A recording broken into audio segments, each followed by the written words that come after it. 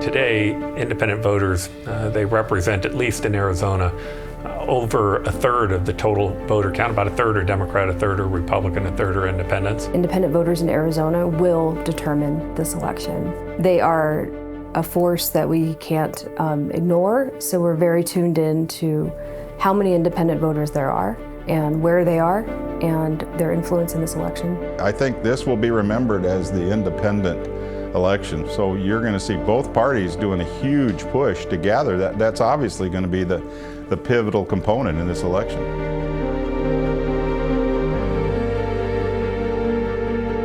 ASU has done a wonderful job of taking a look at issues where there's broad consensus amongst people in both parties.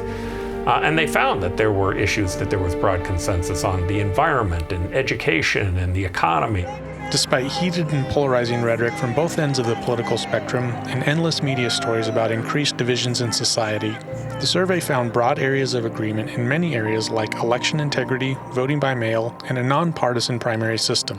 This study revealed that there's a great deal of common ground amongst Arizona voters regarding our election system, and that people are more aligned in their views than partisan politics would suggest.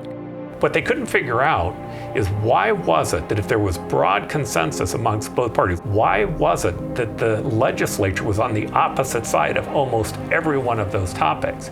And the answer was because that's not who elects them. When you don't talk to people who you disagree with, that does not make you stronger or better. It makes you weaker. You guys have no idea because you're in a bubble. No.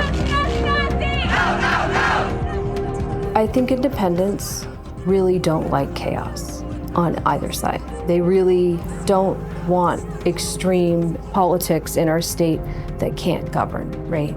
They want solutions to their problems. Well, we're finding that the independents share a lot of the same concerns. But frankly, what we're finding, the Democrats share the same concerns about homelessness, about the border, about crime. We can't continue as a nation, as a state, in this polarized way.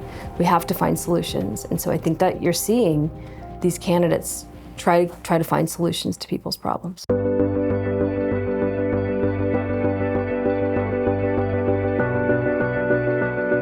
So you want to change that? Change who's voting for them. Give every voter access to being able to vote in that election, and you will change the way that elected officials think. With a nonpartisan primary system that was supported by 80% of respondents, including a majority of Republicans, Democrats, and independents, an initiative known as Proposition 140 reflects this sentiment, and despite legal setbacks, is set to be on the ballot for the upcoming general election.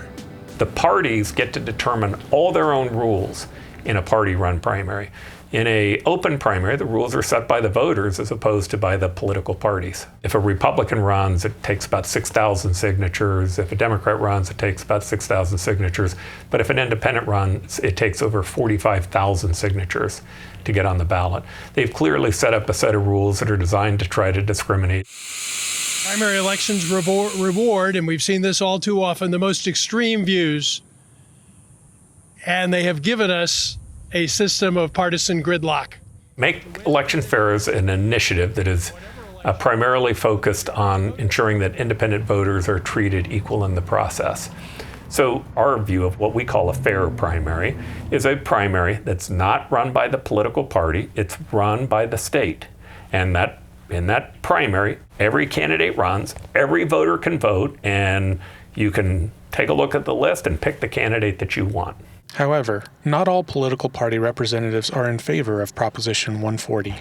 My problem with an open primary is it turns it into essentially it mutes out the parties. I don't think the solution is to do away with parties. I think the solution is to let the parties fight within themselves and do that. That's always been the way we've done it in the past. And I think it's important that we have that party system. And I'm not the least bit attracted by this open primary system.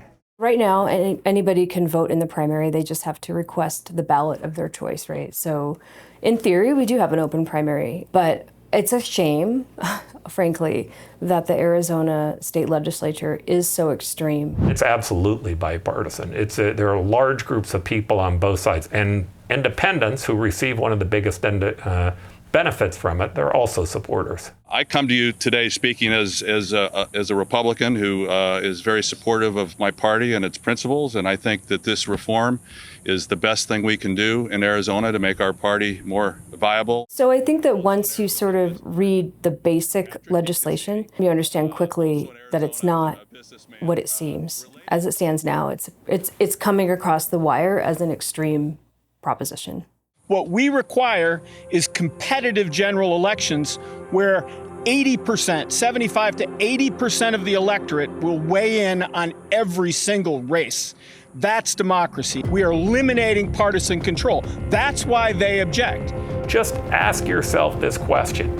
Is the existing partisan system making it better, or is it getting worse? In many respects, Arizona is a unique state to focus on nationally. It is a true swing state where a proposition like this could truly change the political landscape. Supporters believe that it would cause candidates to shift their campaign to appeal to a greater majority of voters, while those opposed understand their efforts will also need to shift in response to the result. If you focus on the individual, if you empower the individual, the changes that you make are incredible. We have to figure out that intellectual emotional point that says, look, we represent your values now. Time to make that sea change and vote Republican. We care deeply about their voice, not just to get their, quote, vote, but because we need to find a way to bridge the gap. And I do think that independent voters are helpful in that pursuit.